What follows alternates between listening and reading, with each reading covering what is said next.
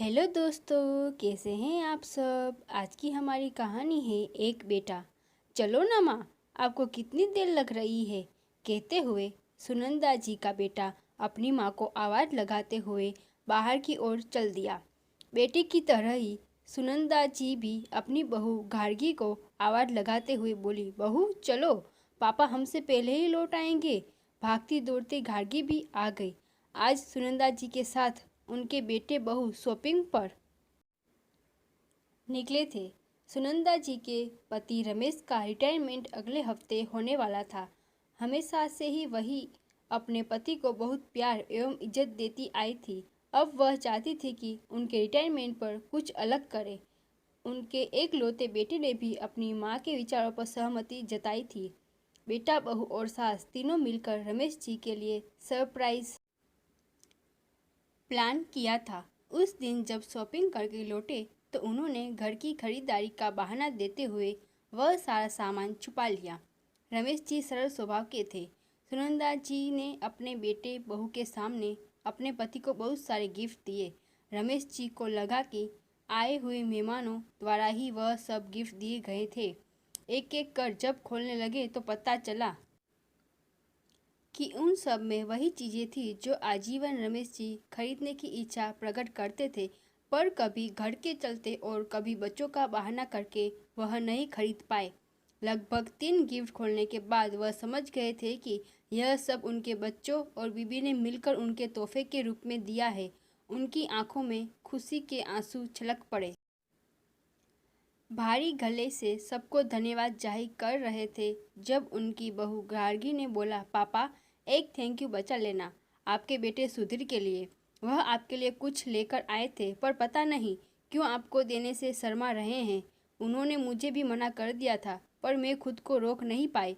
सुधीर लगभग सकपकाते हुए अपनी बीबी को देखने लगा। जब गार्गी लौटी तो उसके हाथ में फ्लाइट की 2 टिकट थी। पहले तो रमेश जी समझ नहीं पाए, पर जैसे ही टिकट पर जगह देखी तो वह समझ गई कि माजरा क्या था। सुनंदा जी ने पति के हाथ में टिकट देखा तो वह बोल पड़ी, यह सब क्या है। वह इस बात से अनजान थी। गार्गी ने अपनी सास के कौतूहल को जवाब देते हुए कहा, मम्मी, पापा हमेशा से आपको पेरिस लेकर जाना चाहते थे। उन्होंने इतने सालों से किसी भी महंगी चीज़ पर कोई भी खर्चा इसीलिए नहीं किया था। उस दिन घर की सफाई में सुधीर को वह डायरी मिली जिसमें लिखा था कि पापा काफ़ी पैसे बचा चुके हैं, पर फिर भी पेरिस जाने के लिए जितने पैसे चाहिए उसमें कुछ कमी आ रही थी। सुधीर ने उसी दिन ठान लिया था कि आप दोनों को पेरिस भेजेंगे। अब उनको इस बात का डर है कि कहीं पापा के आत्मसम्मान को ठेस ना पहुँचे, इसलिए टिकट करवाने के बावजूद भी वह डर रहे थे। रमेश जी के साथ साथ सुनंदा जी का भी गला भर आया।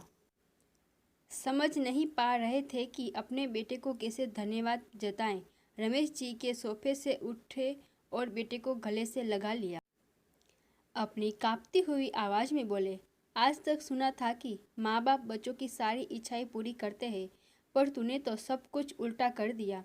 तूने मेरे आत्मसम्मान को ठेस नहीं पहुँचाई है, बल्कि मुझे और सशक्त बना दिया है। तूने मेरे लिए इतना सोचा, यही मेरे सबसे बड़ा तोहफा है। मैं तेरे दिए हुए टिकट का सम्मान जरूर करूँगा। मैं और सुनंदा जरूर पेरिस जाएंगे, और अब इतने पैसे तो है मेरे पास कि मैं खुलकर खर्च कर पाऊंगा।